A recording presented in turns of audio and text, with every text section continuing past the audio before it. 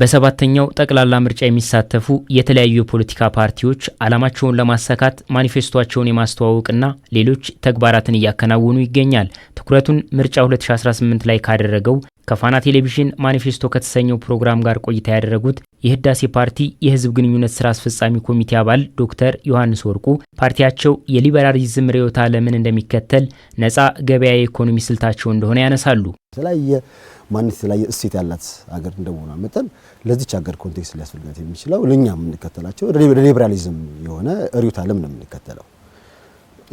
ይሄ ሊበራሊዝም የተመረጠበት የራሱ እንዳልኩ በርካታ የሆኑ የእሴቶች ቫልዩ ያላት ሀገር እንደሆነ መጠን የግለሰቦች መብትን መነሻ ወስደ ፍሪደሙን ይዘ የምትሰራው ስራ ነው። ስለዚህ ለዚች ሀገር ኮንቴክስት የሚያስፈልጋል ሊበራሊዝም ርዕዮተ ዓለም ለኛ እንደ አንድ ገዢ ሀሳብ ነው። ሌሎቹ በራሳቸው በእኛ ሀገር ኮንቴክስት አይደሉም። እንደኛ እንደ ህዳሴ ፓርቲም ደግሞ አሁን ካለንበት ዘመን አንፃር ወደፊት ሊያሻግረን የሚችለው አሁን ያልካቸው ቅድም ያልከውንም ጽንሰ ሀሳብ በደንብ ሊያሰራን የሚችለው ይሄኛው ርዕዮተ ዓለም ስለሆነ ሊበራሊዝም ተከተለ። የግለሰብ መብትን በማስከበር የቡድን መብትን ማስከበር ይቻላል የሚል ጽኑ እምነት እንዳላቸው በማንሳት ፕሬዚዳንታዊ የመንግስት አወቃቀር እንደሚኖርም ይናገራሉ።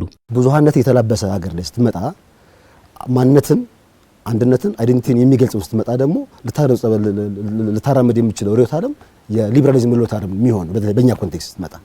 ስለዚህ የግለሰቦች መብትና የቡድን መብቶች አይጋጩም፣ አብሮ የሚሉ ናቸው። በግለሰብ መብቶች ግን የቡድኖች መብት ግን አትገፋውም፣ ታከብረዋለህ፣ ታሻሽለዋለህ፣ ታስኬደዋለህ። መዋቅሩ ፌዴራሊዝም ነው።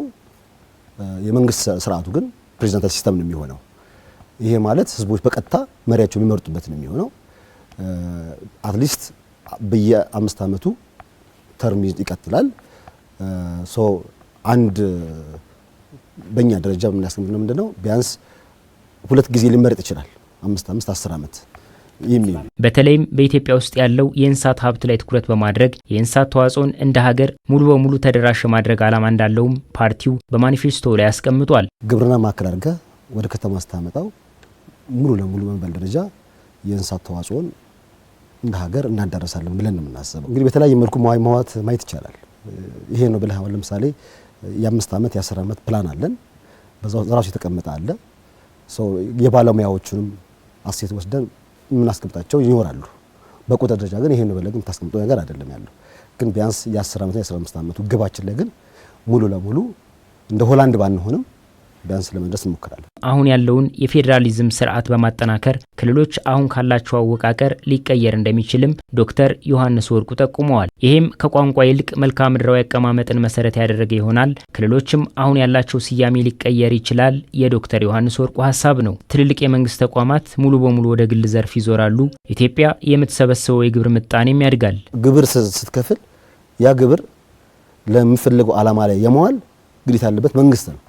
አሁን እየሆነ ያለው ምን መሰለ የኑሮ ንረቱን ያባሰው ሌሎች በርካታ ምክንያቶች ስለሚኖሩት ናቸው እንጂ ከኑሮ ጫና ጋር ምን ያገናኘዋል? ይሄ አንተ ግብር መክፈል ግዴታ ነው ያለበት። በተከፈለበት ገንዘብ ግን መንግስት የሚፈልገው ልማት መስራት ደግሞ ግዴታ አለበት። ግብሩን ከፍለህ መጠየቅ ነው ያለበት እንጂ ከኑሮ ጫና ጋር ምን ያገናኘዋል? አገሪቷ የሚፈልግባት ግብር አለ፣ እሱን ትሰበስባለች። ያን ሰብስባ ያንተን ኑሮ ጫና የሚቀንሱ ነገሮች ግን የመስራት የመንግስት ግዴታ ነው የሚሆነው።